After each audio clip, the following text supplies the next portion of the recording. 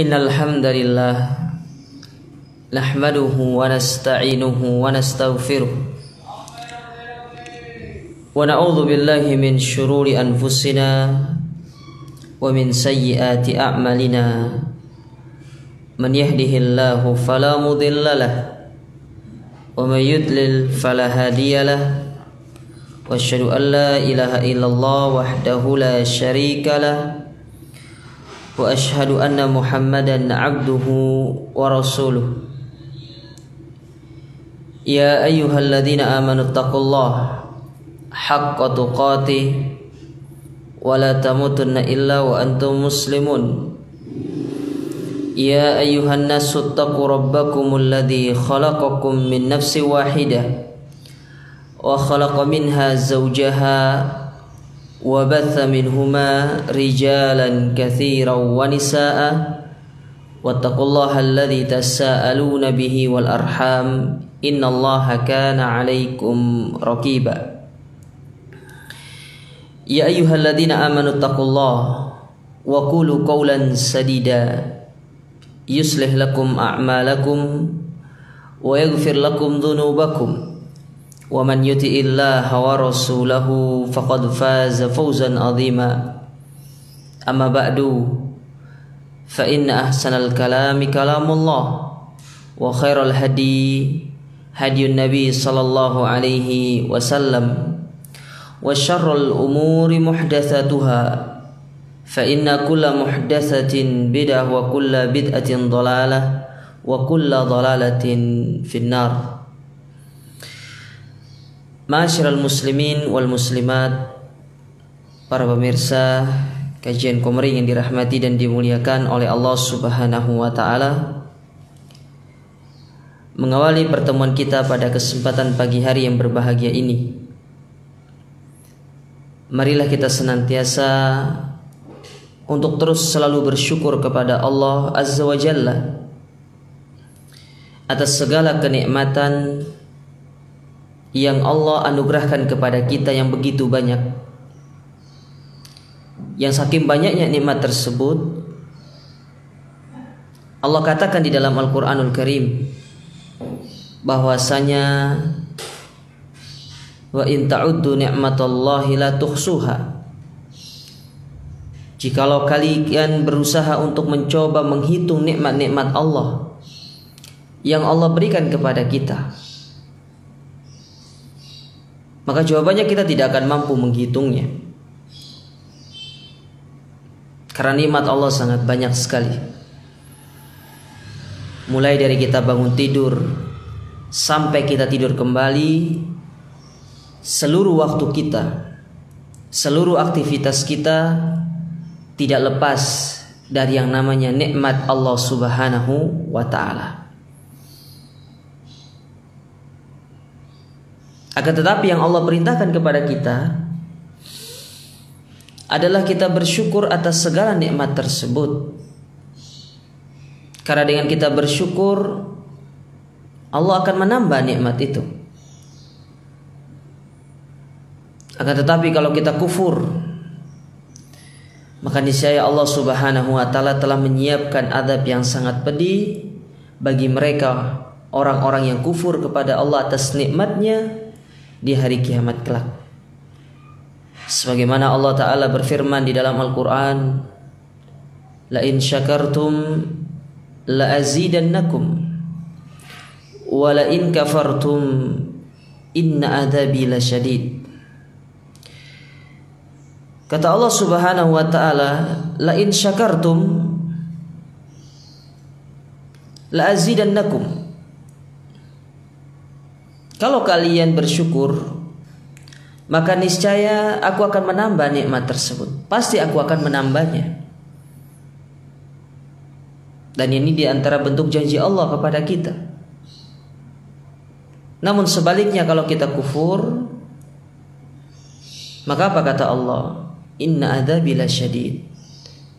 Maka Allah Subhanahu wa ta'ala akan memberikan kita azab yang sangat pedih tatkala kita berada di akhirat kelak karena kekufuran kita terhadap nikmat-nikmat tersebut. Oleh karenanya jadilah hamba-hamba yang bersyukur kepada Allah. Jadilah hamba-hamba yang senantiasa kita memuji Allah atas segala nikmatnya. Karena sejatinya hamba yang bersyukur kepada Allah adalah hamba yang sedikit. Sebagaimana Allah Subhanahu wa taala berfirman di dalam surat Saba pada ayat yang ke-13, kata Allah Subhanahu wa taala, "I'malu ala Dawud syukura." I'malu ala Dawud syukra. Dan beramallah kalian seperti yang dilakukan oleh Daud sebagai bentuk bersyukur kepada Allah atas segala nikmat yang Allah berikan kepada dia.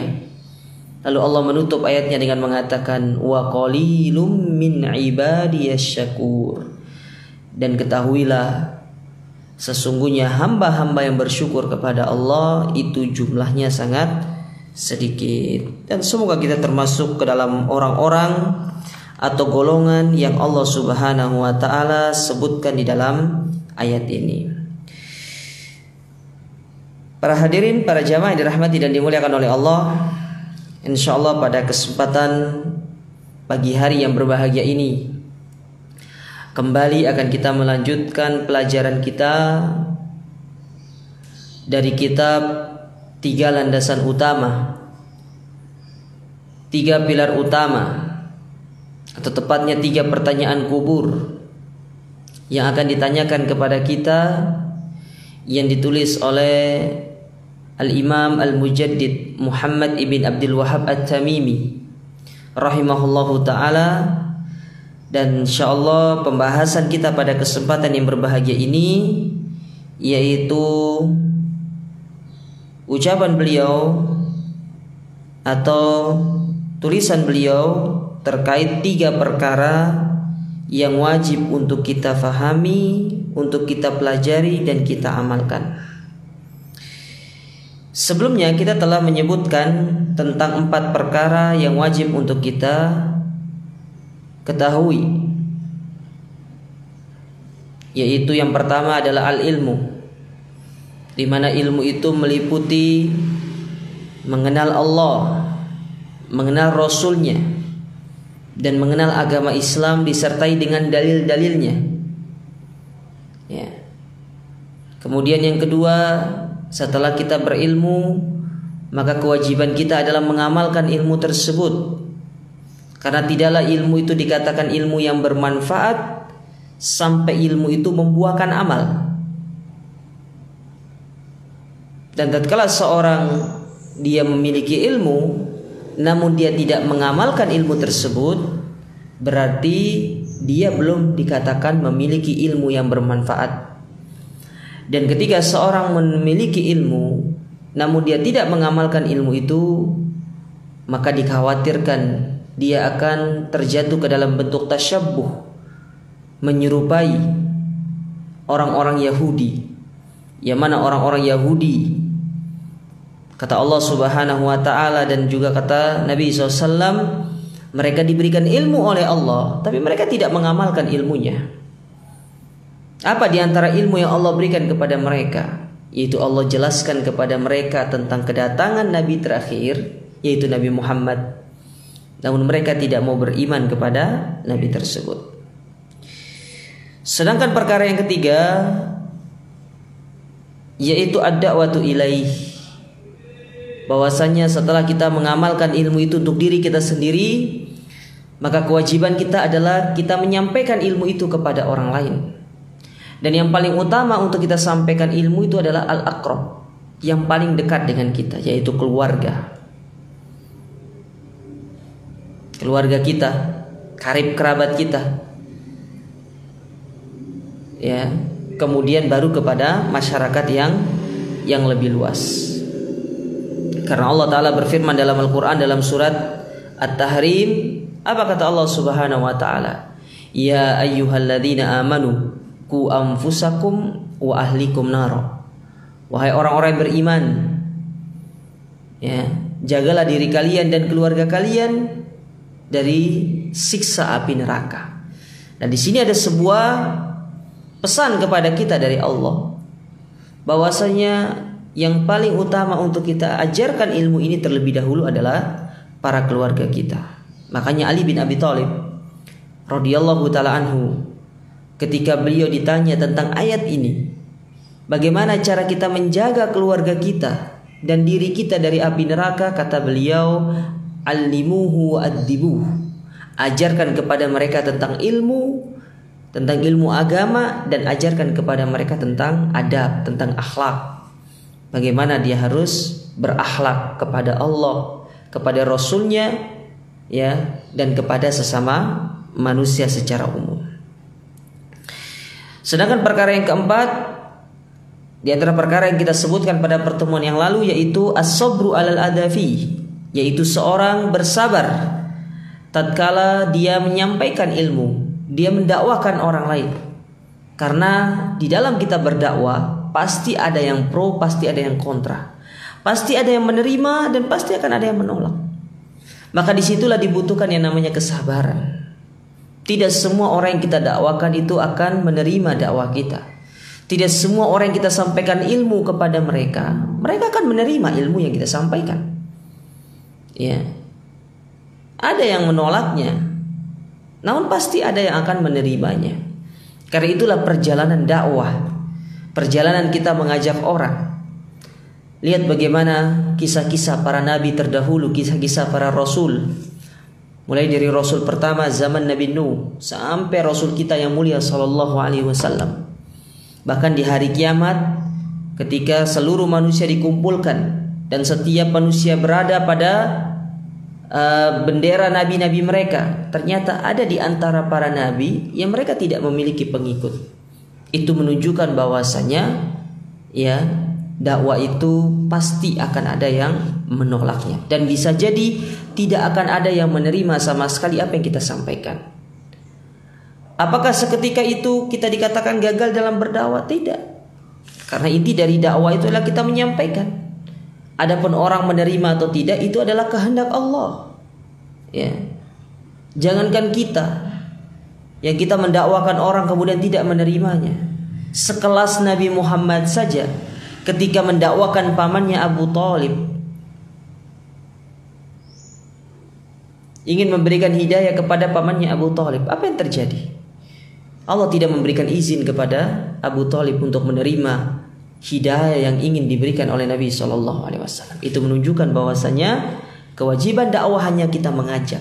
Adapun pro dan kontra yang terjadi dalam dakwah, yang terjadi di dalam bentuk kita mengajak mereka kepada agama ini, ya, kepada dakwah yang mulia ini, ya, maka kita harus bersabar. Kita harus mendepankan kesabaran kita, sebagaimana Allah Ta'ala mengatakan, fasbir kama sabara ulul azmi minar rasul, dan bersabarlah kalian sebagaimana sabarnya para ulul azmi dari kalangan para rasul, ya, dalam surat Al-Ahqaf ayat yang ke-35. Ikhwani fillah wa akhwati rahimani Allah wa iyyakum, para jamaah, para pemirsa yang dirahmati dan dimuliakan oleh Allah. Sekarang kita akan melanjutkan apa yang ditulis oleh Syekh Muhammad ibn Abdul Wahhab di dalam 3 pilar utama ini. Baik. Beliau mengatakan, qala rahimahullah, i'lam rahimakallah, ketahuilah semoga Allah Subhanahu wa taala merahmatimu, annahu yajibu ala kulli muslimin wa muslimatin, bahwasanya wajib bagi setiap muslim dan muslimah, ta'allumu thalathi hadhil masail, untuk dia mempelajari 3 perkara ini, wal amalu bihinna, dan dia mengamalkan ketiganya. Jadi ada 3 hal yang ingin disampaikan pada bab ini oleh Syekh, yang mana ketiga hal ini tatkala kita sudah mempelajarinya, kita sudah memahaminya, maka harus kita amalkan. Ya, sekali lagi saya ingatkan, seorang dikatakan memiliki ilmu yang bermanfaat kalau dia sudah mengamalkan ilmu. Kalau belum mengamalkan ilmu, maka belum dikatakan ilmu yang bermanfaat. Saya kasih gambaran saja secara mudahnya.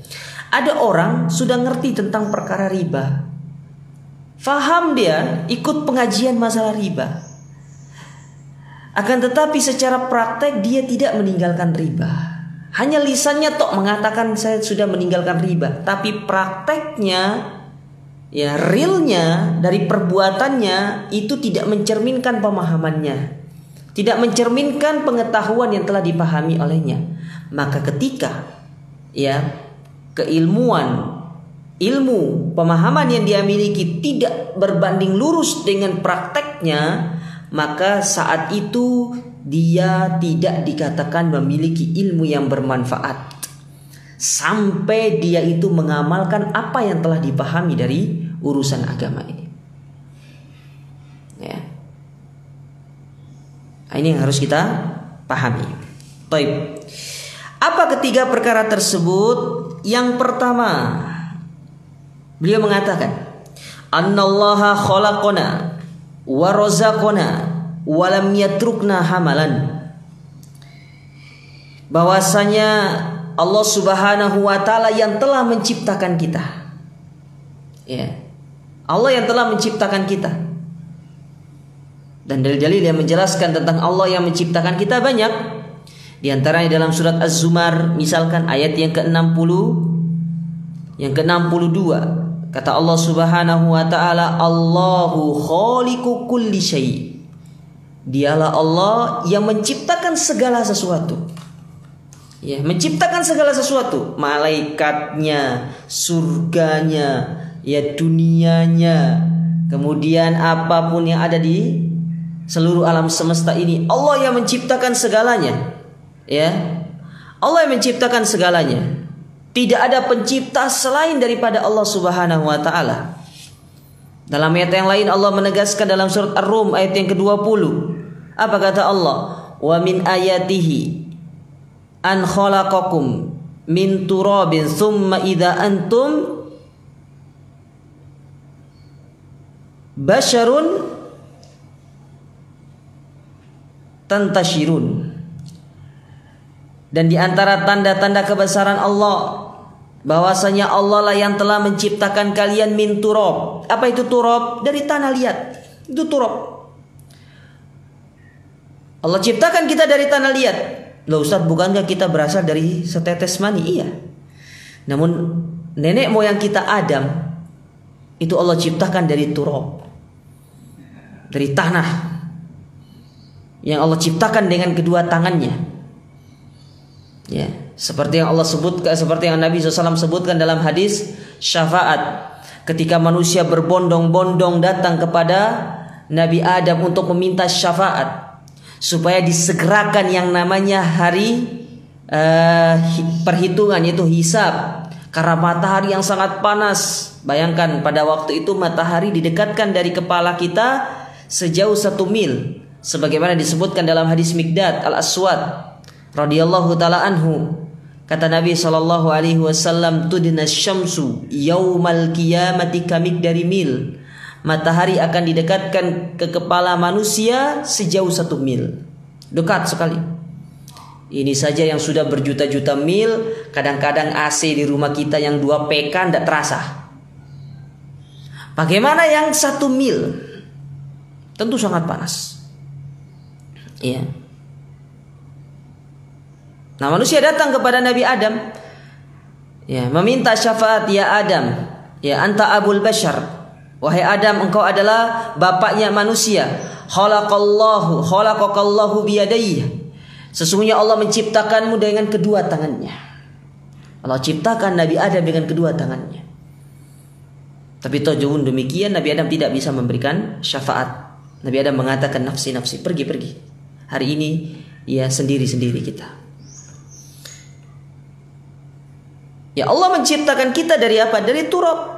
Summa idza antum basyarun. Dan tatkala kita sudah menjadi manusia, apa yang terjadi? Tantashirun. Maka kita pun bertebaran di atas muka bumi ini. Ya. Nah, ini ayat yang menjelaskan kepada kita, beberapa ayat yang menjelaskan kepada kita, Allah lah yang menciptakan kita. Ya, sesungguhnya Allah yang menciptakan kita. Namun penciptaan kita itu dilalui dengan serangkaian peristiwa. Seperti yang disebutkan oleh Nabi SAW di dalam hadis, ya, di antaranya pada hadis yang keempat yang dibawakan oleh Imam An-Nawawi di dalam kitab Arba'in An-Nawawiyah. Nanti bisa dilihat di dalam hadis tersebut. Kemudian kata Syekh, wa razaqana, dan dialah Allah yang telah memberikan kita rizki. Allah yang memberikan kita rizki. Ya, Allah menciptakan kita, Allah pula yang memberikan kita rizki. Ya. Kata Allah Subhanahu wa taala dalam Al-Qur'an, di antara dalam surat Yunus. Apa kata Allah taala? Ya, kul man yarzuqukum minas sama'i wal ard. Katakanlah wahai Muhammad, ya, kepada mereka, siapa yang memberikan rizki kepada kalian dari langit dan dari bumi? Ya. Amman yamliku sam'a wal absar, dan siapakah yang memiliki pendengaran dan penglihatan? Wa man yukhrijal hayya minal mayyiti wa yukhrijal mayyita minal hayy, dan siapakah yang mengeluarkan dari yang hidup, ya, mengeluarkan yang hidup dari yang mati, dan dari yang mati kepada yang hidup. Ya. Mengeluarkan yang mati dari yang hidup dan yang hidup dari yang mati. Ya. Wa may yudabbirul amra, dan siapakah yang mengatur seluruh alam semesta ini? Fasayaqulun, maka mereka akan mengatakan Allah. Yang memberikan kita rizki Allah, yang memberikan kita segalanya Allah. Ya. Maka ini harus kita pahami di dalam diri kita. Ya. Jadi rizki yang datang kepada kita itu bukan karena kecerdasan kita, bukan semata-mata karena kerja keras yang kita lakukan. Ya, kecerdasan pun itu rizki dari Allah. Andaikan Allah tidak memberikan kita kecerdasan berupa memberikan rizki berupa kecerdasan, bagaimana kita akan bisa mencari pekerjaan? Ya. Maka sering saya sampaikan, tidak selamanya rizki itu berupa fulus. Bil fulus mulus, mafi fulus mampus.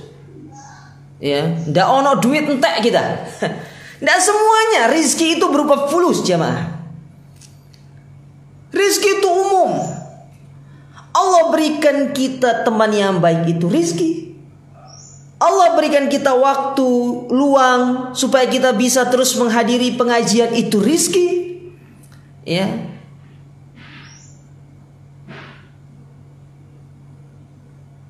Allah memberikan kita tempat tinggal yang nyaman, itu rizki. Banyak rizki itu. Maka terlalu sempit kalau orang hanya, ya, memandang rizki itu hanya berupa fulus, money. Ya, sehingga ada sebuah ungkapan, time is money. Waktu adalah uang. Nah, ini contoh orang diperbudak oleh uang. Ya. Jadi tidak selamanya rizki itu berupa apa? Fulus. Tapi rizki itu banyak. Ya, Allah yang memberikan kita segalanya. Ada orang mungkin dia tidak diberikan rizki dari sisi uangnya, tapi Allah memberikan kemudahan-kemudahan dalam yang lainnya. Ini rizki dari Allah Subhanahu wa taala. Ya. Walam yatrukna hamalan, dan tatkala Allah sudah menciptakan kita, memberikan kita rizki, Allah tidak membiarkan kita begitu saja. Ya, tidak membiarkan kita begitu saja. Artinya ya sudah diciptakan, ya biarin sudah. Tidak begitu Allah Ta'ala. Ya, Allah menciptakan manusia lalu dibiarkan dia hidup begitu saja, tidak. Tapi apa di antara bentuk rahmat Allah kepada kita? Bal arsala ilaina rasula. Tapi Allah mengirim kepada kita seorang rasul, utusan. Ya, mengirim para nabi, mengirim para rasul, mengirim para ulama kepada kita. Ya. Untuk apa? Menyampaikan ilmu, menyampaikan peringatan, ya, memperingatkan kepada kita, wadzakir fa inna dzikratan faul mu'minin.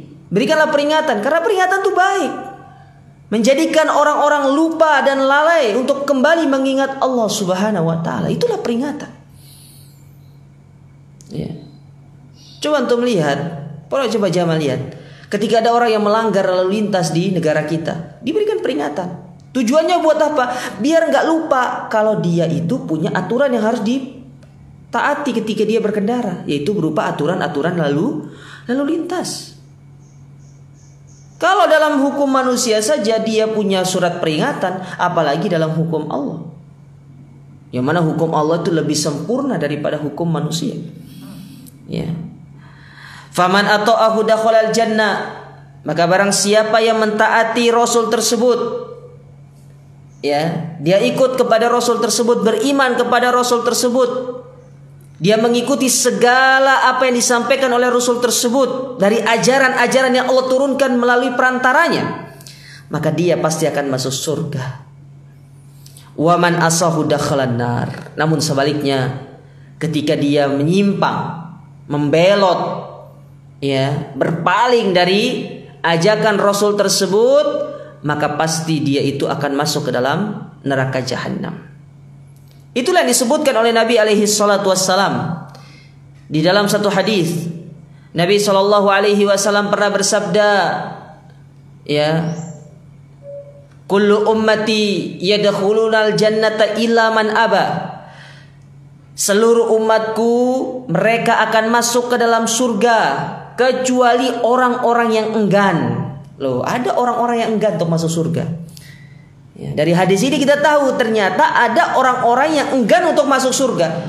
Padahal Nabi mengatakan seluruh umatku dia pasti masuk surga, tapi ada di antara mereka orang-orang yang enggan. Para sahabat bingung. Ya, oh, nok menungso enggak pingin masuk surga itu loh. Ya. Ada itu ya, manusia yang tidak mau masuk surga itu. Kan aneh. Ya, seperti orang ingin diberikan nikmat tapi tidak mau. Saat semua orang itu senang kepada kenikmatan, ya, tapi dia tidak mau. Gampangannya begini, ya. Semua orang itu sepakat kalau dikasih uang mau, tapi ada orang-orang yang saya tidak mau uang. Loh, ini orang aneh, tidak mau dikasih uang. Dikasih nikmat tidak mau, kan aneh. Ya. Kadang kalau kita berpikir dalam masalah duniawi, ada orang mau diberikan sesuatu yang menyenangkan itu dia menolak, justru menolak. Itu adalah suatu hal yang aneh. Bahkan kita katakan ada rajul majnun. Mungkin orang ini perlu dipertanyakan kayaknya. Masa dikasih nikmat nggak mau? Lah sama kondisinya dengan Nabi sekarang. Nabi mengabarkan kepada kita bahwasanya seluruh umat Nabi Muhammad akan masuk surga, tapi ada yang enggan untuk masuk surga itu. Lalu para sahabat bertanya, ya Rasulullah, wa man ya'ba? Siapa yang enggan itu? Kok ada orang-orang yang enggan untuk masuk surga? Maka apa kata Nabi SAW? Kata beliau, man ata'ani dakhalal jannah. Orang yang taat kepadaku, dia mengikuti segala perintahku, dia mengikuti segala tuntunanku, dia beramal sesuai dengan apa yang aku ajarkan kepadanya, dia berpegang teguh dengan Al-Quran dan sunnahku, itulah yang orang-orang masuk surga. Namun sebaliknya, waman asoni, tapi kalau dia bermaksiat kepadaku, kata Nabi, tidak mau mengikuti tuntunanku, tidak mau mengikuti ajaranku, dia berpaling dari apa yang aku sampaikan kepadanya, faqad aba, inilah orang-orang yang enggan. Maka dari sini kita bisa menimbang diri kita, para jamaah, para pemirsa yang dirahmati oleh Allah. Apakah kita termasuk orang-orang yang menyambut dengan bahagia seruan Nabi untuk kita masuk ke dalam surga dengan kita mentaatinya, ataukah kita termasuk orang-orang yang enggan untuk mengikuti Nabi dan kita dimasukkan ke dalam neraka oleh Allah Subhanahu wa taala? Semua pilihan ada dalam diri kita. Ya. Allah memberikan kita kehendak untuk memilih. Ya. Kalau kita mendapatkan nikmat, falyahmadillah, maka pujilah Allah. Akan tapi kalau kita mendapatkan suatu keburukan, kita mendapatkan suatu kejelekan di akhirat kelak, tentunya fala talumanna illa nafsah. Maka jangan kita menyalahkan orang lain melainkan diri kita sendiri. Allah Subhanahu wa taala berfirman di dalam Al-Qur'an dalam surat Al-Muzammil pada ayat yang ke-15 sampai 16. Kata Allah Subhanahu wa taala, "Inna arsalna ilaikum rasulan syahidan 'alaikum kama arsalna ila fir'auna rasula." Sesungguhnya kami telah mengutus kepada kalian seorang rasul, ya, sebagai syahid, saksi atas kalian kelak di akhirat. Jadi rasul itu akan sebagai saksi, ya, akan memberikan persaksian bahwasanya beliau akan bersaksi. Di antara Nabi Muhammad bersaksi, aku telah diutus. Makanya ketika haji wada, ketika Nabi berkhutbah di hadapan para kaum muslimin, apa kata Nabi SAW? Allahumma syhad, ya Allah saksikanlah aku sudah menyampaikan semuanya kepada manusia. Itu tandanya bahwasanya Nabi memiliki hujah kelak di hadapan Allah. Ketika beliau ditanya, misalkan ditanya, ya, ada umat yang tidak mau mengikuti apa yang aku turunkan, apakah engkau tidak sampaikan? Nabi bersaksi, ya. Makanya di antara 3 pertanyaan kubur yang ditanyakan oleh malaikat mungkar dan nakir di dalam kubur, ya, apa di antara pertanyaannya?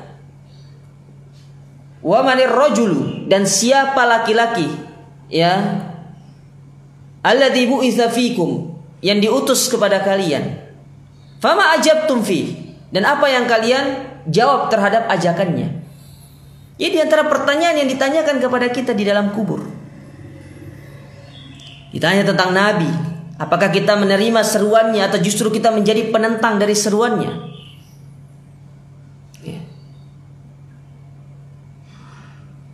Nah, Allah mengutus Rasul sebagai syahid, sebagai saksi, yang akan menjadi saksi Allah di hadapan Allah Subhanahu wa ta'ala. Ketika kita disidang oleh Allah, kita tidak akan bisa berkata apa-apa karena ada saksi. Sebagaimana dalam persidangan dunia, ketika seorang hakim mendatangkan saksi yang itu sebagai penguat dari tuntutannya, sementara kita tidak memiliki hujah, maka kita tentu pasti kalah, ya. Maka Allah mengutus supaya tidak ada alasan nanti, oh tidak ada Rasul diutus kepada kami. Ada, ini diutus seorang Rasul kepada kita untuk menyampaikan syariat, ya, untuk menyampaikan tentang agamanya kepada kita. Tinggal bagaimana kita mau mengikuti atau tidak. Oh kan itu diutusnya 14 abad yang lalu, Ustaz. Sekarang ini kan tidak ada Rasul. Iya, tapi Nabi sudah mengatakan kepada kita, memang tidak ada Rasul lagi, tapi Nabi mengatakan, innallaha yab'atsu li hadhil ummah ala kulli ra'si mi'ati sanatin man yujaddidu laha dinah. Sesungguhnya Allah akan mengutus pada setiap 100 tahun, di ujung 100 tahun, yaitu para ulama, seorang mujaddid yang akan mengajarkan kembali ajaran-ajaran agama ini yang sudah mulai ditinggalkan oleh manusia. Diajarkan kembali. Makanya kalau kita berbicara misalkan mujaddid di zaman kita, yaitu ada Syekh bin Baz, ada Syekh Albani, ada Syekh Muhammad bin Shalih Utsaimin, ya. Dan ada sebelum mereka ada Syekh Abdurrahman bin Nasir As-Sa'di, Syekh Muhammad Amin Asy-Syinkiti misalkan. Banyak. Ya. Kemudian Syekh Muhammad bin Abdul Wahhab, banyak. Itu diantara janji Allah kepada kita, janji Nabi SAW kepada kita. Memang tidak ada lagi Nabi, karena kenabian sudah ditutup dengan diutusnya Nabi Muhammad SAW, Khatamal Anbiya war Rasul, sebagai penutup para Nabi dan Rasul. Tapi Allah mengirim kepada kita para ulama, mengirim kepada kita para al-fuqaha, yaitu orang-orang alim yang akan senantiasa mengajarkan agama ini kepada kita, ya. Lalu apa kata Allah? Kama arsalna ila fir'auna rasula, sebagaimana Allah telah mengirim kepada Fir'aun seorang rasul. Siapa itu? Nabi Musa. Allah mengirim Nabi Musa kepada Fir'aun. Apa kata Allah Ta'ala? Idhab ila fir'auna tagha. Idhab ila fir'auna innahu tagha. Pergilah kalian kepada Fir'aun, karena sesungguhnya dia sudah melampaui batas. Apa bentuk diantara melampaui batasnya Fir'aun? Dia mengatakan, ana rabbukumul a'la, aku Tuhan yang paling tinggi. Loh, ya, Tuhan yang paling tinggi. Sombong Fir'aun itu. Tidak ada manusia yang sesombong Fir'aun di atas muka bumi ini. Lalu apa kata Allah Ta'ala kepada Nabi Musa dan Nabi Harun? Faqula lahu qawlan layyina la'allahu yatadzakkar aw yakhsha. Dan katakanlah kepada Fir'aun itu perkataan yang lembut. Sampaikan dengan seruan yang lembut. Nasihati dia. Siapa tahu dengan seruan, dengan peringatan yang kalian berikan, dia akan sadar. Dia akan menjadi sadar dari kehaluannya, yang mengatakan dirinya sebagai seorang Tuhan. Ya. Lihat Allah itu, padahal sudah tahu Fir'aun ini pasti akan mati di dalam kekufurannya. Namun Allah mengirim kepada dia seorang Nabi Musa dan Nabi Harun sebagai apa? Sebagai saksi. Ya, biar Fir'aun nanti kalau mengatakan, ya Allah, engkau tidak mengirim Rasul kepadaku, ini ada Musa yang akan menjadi saksinya. Ini diantara bentuk keadilan Allah Subhanahu wa Ta'ala. Dan Allah tidak akan menzalimi manusia ketika di hari kiamat kelak. Lalu apa kata Allah Ta'ala di lanjutan ayat tersebut? Itu pada ayat yang ke-16 surat Muzammil ini, fa'asa fir'aunur rasula fa'akhadnahu ahda wabila. Akan tetapi Fir'aun bermaksiat kepada Rasul tersebut, akhirnya kami pun memberikan dia adab yang sangat hina. Allah tenggelamkan dia di dalam Laut Merah. Ya. Di saat Nabi Musa berjalan melewati Laut Merah bersama kaumnya, tiba-tiba Fir'aun ingin mengikuti di tengah lautan. Di tengah lautan tersebut Allah jadikan lautan itu bersatu dan menggulung Fir'aun. Saking Allah ingin menjadikan pelajaran bagi kita manusia yang akan datang belakangan ini, Allah jadikan Fir'aun itu tidak diterima oleh bumi. Dan masih ada jasadnya sampai sekarang di Mesir sana. Ya. Kalau misalkan sempat ke Mesir, coba pergi lihat jasadnya. Tujuannya buat apa? Untuk kita semakin takut. Ini loh ancaman Allah yang Allah berikan kepada kita. Lihat Fir'aun dihinakan sama Allah di dunia, lebih-lebih nanti di akhirat Allah hinakan dia. Ya. Nasallallahu salam al-afiyah. Ya. Nah, ini perkara yang pertama yang wajib kita pahami, yang wajib kita ketahui, bahwasanya dan kita harus amalkan bahwasanya Allah yang menciptakan kita, Allah yang memberikan kita rizki, dan Allah tidak akan meninggalkan kita begitu saja. Tapi Allah akan mengutus kepada kita seorang Rasul, utusan.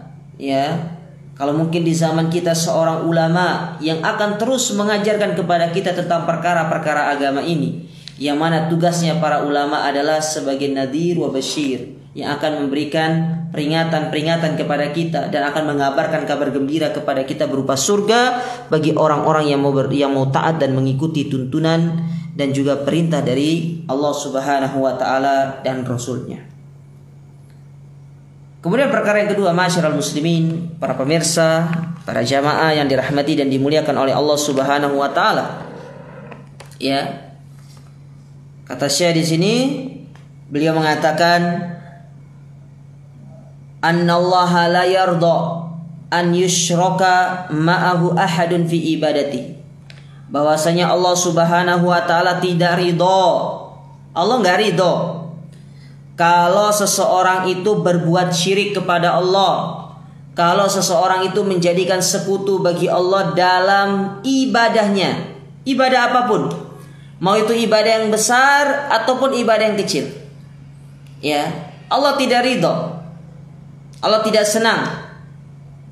Makanya kalau kita melihat ayat-ayat Al-Quranul Karim dan juga hadis-hadis Nabi SAW, itu banyak sekali menjelaskan tentang bagaimana bentuk penghinaan Allah kepada orang-orang yang berbuat syirik kepada Allah, orang-orang yang mempersekutukan Allah dalam ibadahnya, orang-orang yang menjadikan bagi Allah tandingan di dalam amal ibadahnya. Allah berikan dia kehinaan.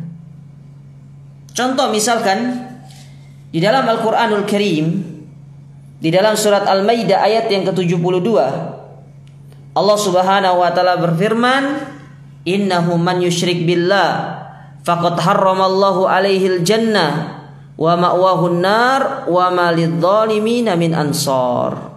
Kata Allah Subhanahu wa Ta'ala, sesungguhnya orang yang berbuat syirik kepada Allah Subhanahu wa taala di dunia, dia beribadah kepada Allah tapi satu sisi dia beribadah kepada selain Allah. Ya, atau dia menjadikan sekutu bagi Allah.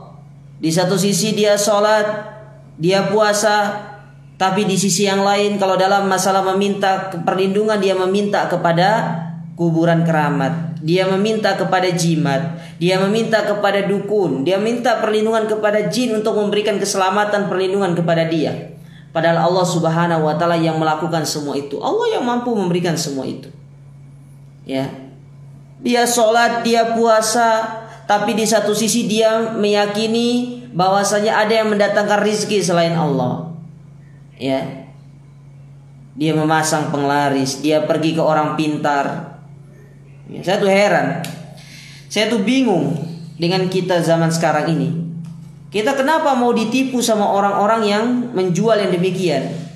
Ya, aku kenal sama orang pintar yang mana dia dapat mendatangkan pembeli, dapat menjadikan ladangan kita laris.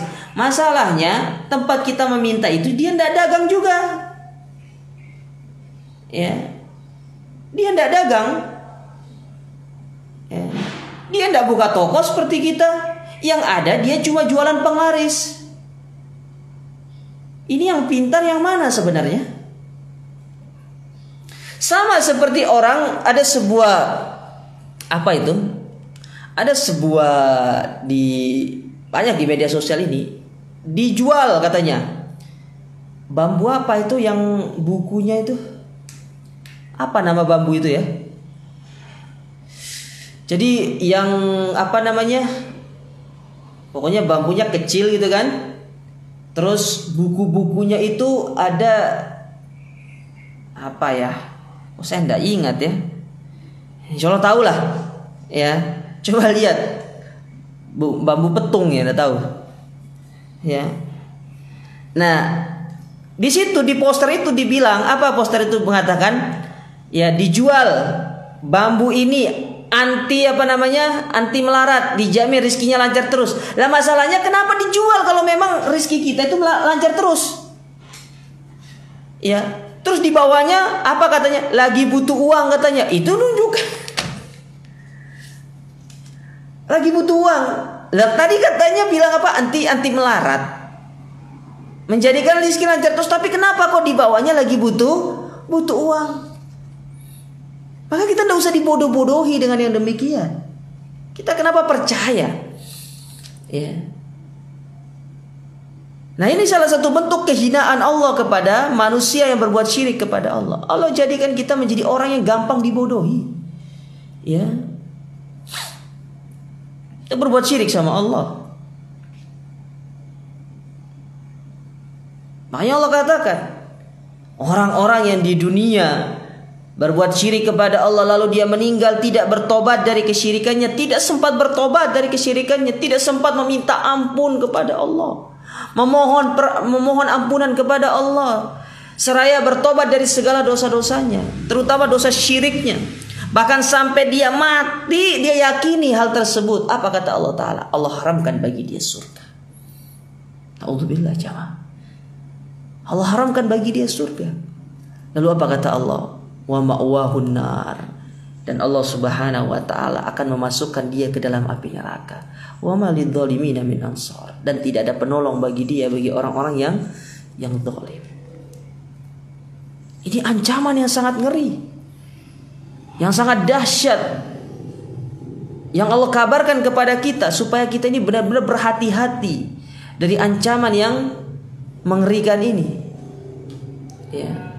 Orang berbuat syirik kepada Allah memang nikmat di dunia, tapi di balik semua itu ada sebuah kesengsaraan dan sebuah kebinasaan yang akan menanti kita.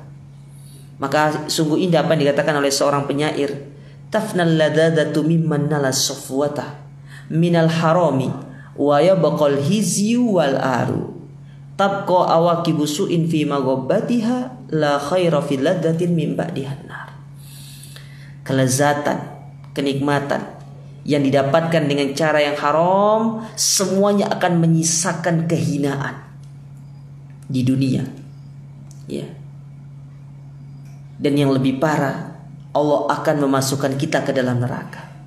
Kalau sudah demikian, ancaman yang Allah berikan kepada kita, apalah artinya kenikmatan, kebahagiaan di dunia yang kita dapatkan dengan cara yang diharamkan, dengan cara pesugihan, dengan cara kesyirikan, ya, dengan cara kita berbuat syirik kepada Allah. Kalau nyatanya tatkala di akhirat kita dimasukkan ke dalam api neraka, tidak ada manfaatnya. Rugi, sama sekali rugi.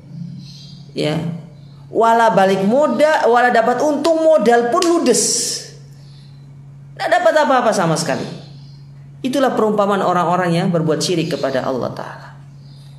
Ayat yang lain yang menjelaskan tentang bahaya kesyirikan dalam surat Az-Zumar ayat yang ke-65, kata Allah Subhanahu wa Ta'ala, walaqad uhiya ilaika wa ilal ladina min qablika, dan sungguh kami telah wahyukan kepadamu wahai Muhammad dan kepada nabi-nabi sebelummu. Apa yang Allah wahyukan kepada mereka para nabi? La in asyrakta, kalau engkau berbuat syirik kepada Allah dan engkau tidak bertobat dari kesyirikanmu sampai ajalmu tiba. Apa yang Allah ancam bagi orang-orang yang melakukan demikian? La yahbatonna amaluk wa la takunanna minal khasirin. Maka pasti ini penekanan dari Allah, karena di situ ada nun, yang mana kata para ulama tafsir dan ulama lugha, nun di dalam ayat itu disebut dengan nunut taukid, nun penekanan, di mana Allah pasti akan menghapuskan amal ibadah kita secara otomatis, dan kelak kita di akhirat akan menjadi orang-orang yang merugi.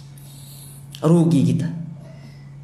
Ya, amal yang begitu banyak hangus karena satu dosa yang kita tidak sadari, yaitu perbuatan syirik kita kepada Allah.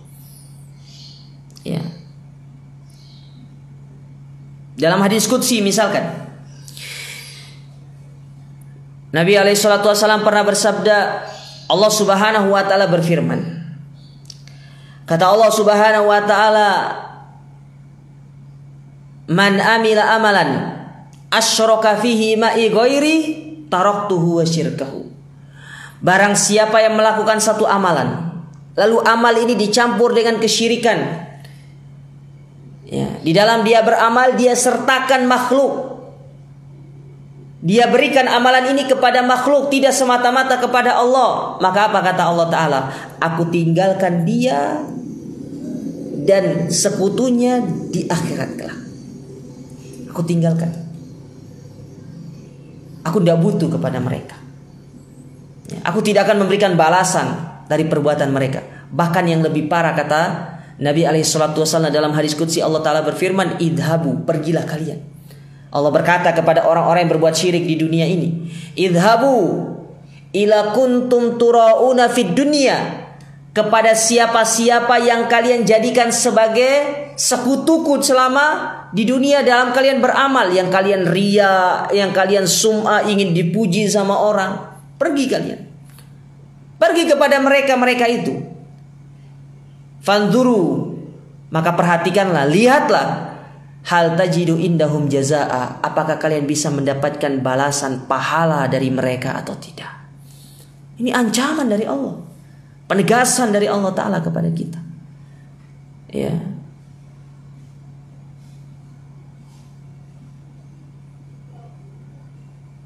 Dan memang kita harus demikian melakukan ibadah hanya kepada Allah. Kenapa? Karena dari poin yang pertama kita sudah sebutkan, Allah yang menciptakan kita, Allah yang memberikan kita rizki. Maka konsekuensinya adalah poin yang kedua, kita harus mentauhidkan Allah, kita harus beribadah hanya kepada Allah, dan kita tidak boleh berbuat syirik sama Allah, karena Allah tidak ridho.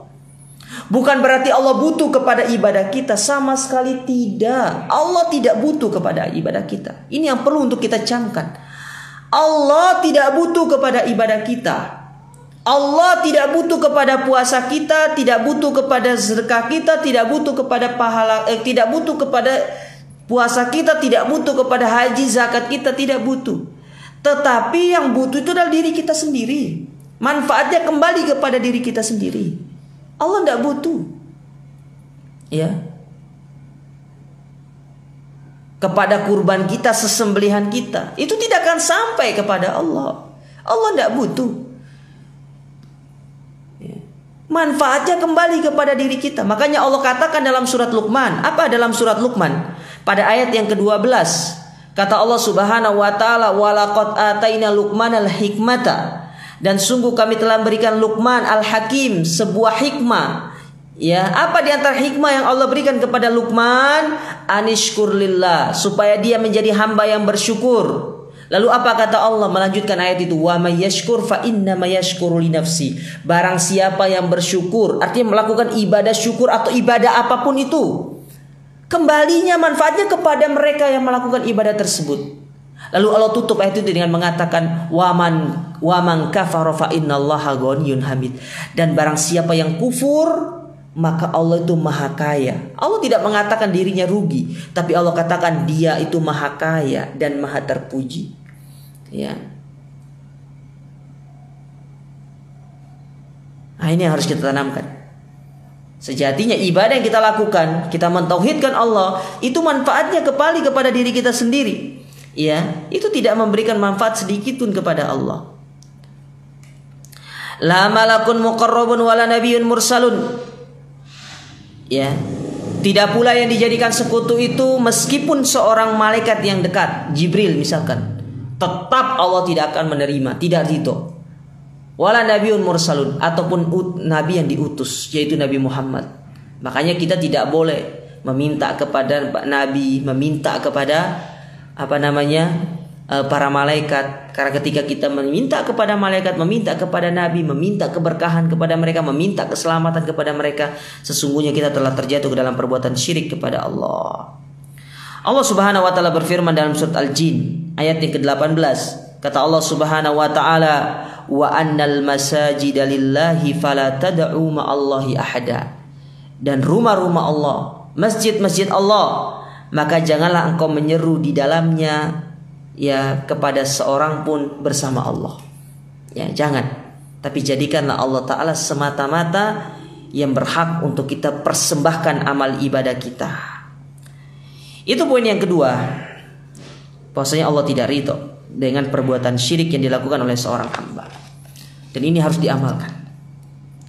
Yang ketiga, poin yang ketiga. Ya, saya minum dulu.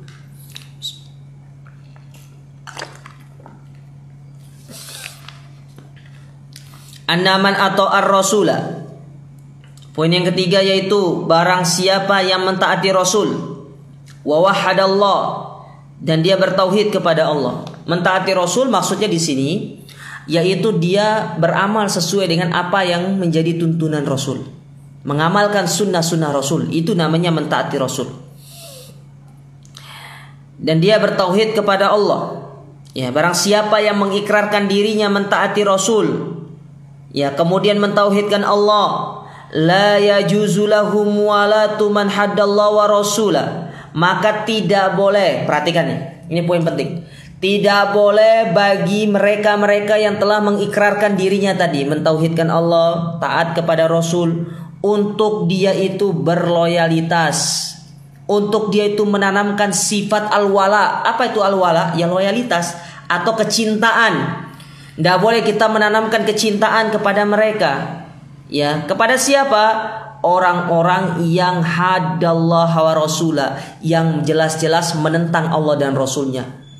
Ya, maka dari sini kita tahu tidak boleh kita menjadikan ya penolong bagi kita orang-orang yang kufur kepada Allah. Tidak boleh kita berloyalitas kepada mereka. Tidak boleh kita menanamkan kecintaan kepada mereka. Tidak boleh kita menjadikan mereka sebagai sahabat dekat kita. Tidak boleh kita itu membangun sebuah hubungan yang khusus dengan dia kalau jelas-jelas mereka adalah orang-orang yang menentang Allah dan Rasulnya, kufur kepada Allah dan Rasulnya, menjadi musuh bagi Allah dan Rasulnya. Ya, walau kana aqrabu qaribin, meskipun mereka itu adalah karib kerabat kita yang paling dekat, bapak kita, ibu kita. Kalaupun mereka itu kufur kepada Allah, kita tidak boleh mencintai mereka, tapi kita doakan semoga mereka mendapatkan hidayah. ya, teman kita, karib kerabat kita yang lainnya, ketika mereka jelas-jelas menjadi musuh bagi Allah Ta'ala, maka tidak boleh kita membangun kecintaan, tidak boleh kita bermesraan dengan mereka. Lihat apa yang dilakukan oleh para sahabat dahulu. Ya, di perang Badar ada anak perang sama bapaknya, anaknya Islam, bapaknya kafir. Karena memahami tentang perintah ini. Allah sebutkan masalah ini di dalam surat Al-Mujadalah pada ayat yang terakhir. Pada ayat yang terakhir, ayat yang ke-22. Kata Allah Subhanahu wa taala, la tajidu qauman, ya, la tajidu qauman yu'minuna billahi wal yaumil akhir. Tidak akan didapati satu kaum yang dia itu beriman kepada Allah dan hari akhir. Yuwaduna man haddallah, mereka mencintai, membangun kecintaan kepada orang-orang yang menentang Allah dan Rasulnya, membangun kecintaan kepada orang-orang yang menjadi musuh Allah dan Rasulnya. Ya, tidak boleh. Tapi perlu diperhatikan, kalau dalam masalah urusan muamalah jual beli boleh. Tapi kalau misalkan menjadikan mereka sebagai teman yang sangat dekat, sahabat kita yang dekat, ya, tempat kita apa segala macam, misalkan kita mencintai mereka secara berlebih-lebihan, ini tidak diperbolehkan. Ya, tidak boleh. Apalagi kumpul bersama mereka, padahal jelas-jelas mereka menghina agama kita, menghina agama Islam, menghina Allah dan Rasulnya. Tidak boleh. Tinggalkan mereka. Ya. Tinggalkan sampai mereka beriman kepada Allah.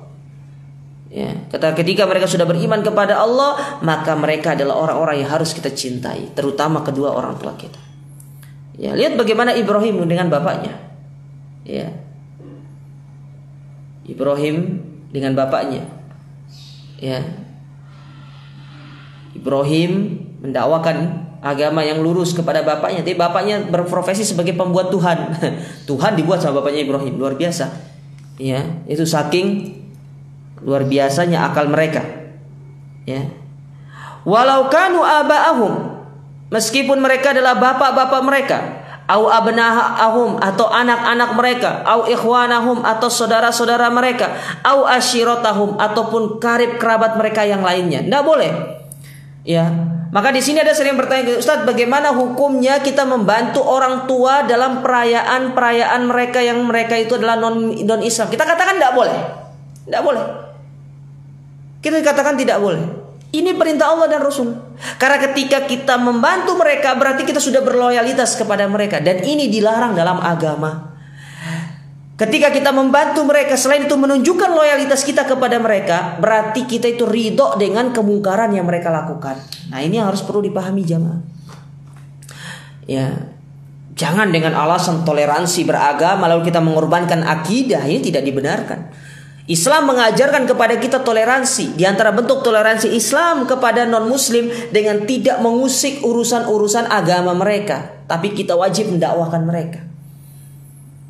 Ada nggak ceritanya orang Islam datang, ya, membantai atau melakukan kekerasan kepada orang-orang kafir di saat ibadah mereka? Tidak ada. Yang ada orang kafir datang menghancurkan kaum muslimin, datang menyerang kaum muslimin pada hari raya mereka, hari raya kita. Islam tidak pernah tuh. Bahkan di dalam peperangan, Nabi mengatakan apa? Kalau kalian memerangi, jangan bunuh anak kecil, jangan bunuh wanita, jangan merusak tempat-tempat ibadah, dan jangan kita membunuh mereka-mereka yang tidak melakukan perlawanan kepada kita, kecuali kalau mereka jelas-jelas melakukan penyerangan, baru kita untuk melindungi diri kita. Lihat, inilah Islam, toleransi Islam sangat luar biasa.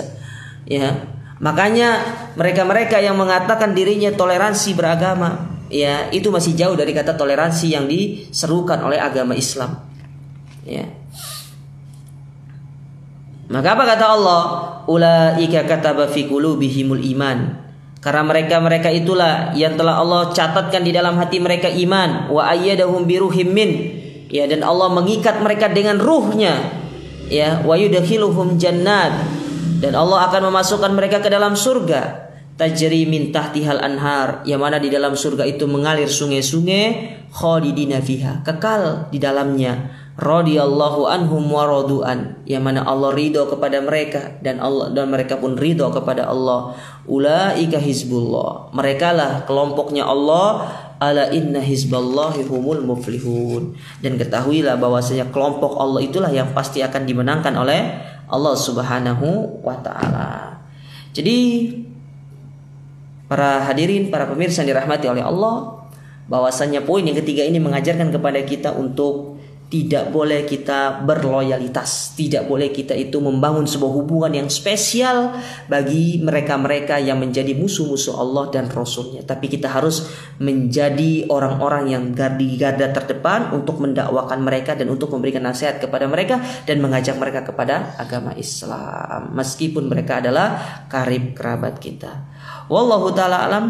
Mungkin ini yang bisa kita sampaikan pada kesempatan atau pertemuan kita pada kesempatan yang berbahagia ini. Semoga apa yang kita sampaikan ini bermanfaat. Ya, kalau ada pertanyaan saya persilahkan. Wallahu ta'ala alam.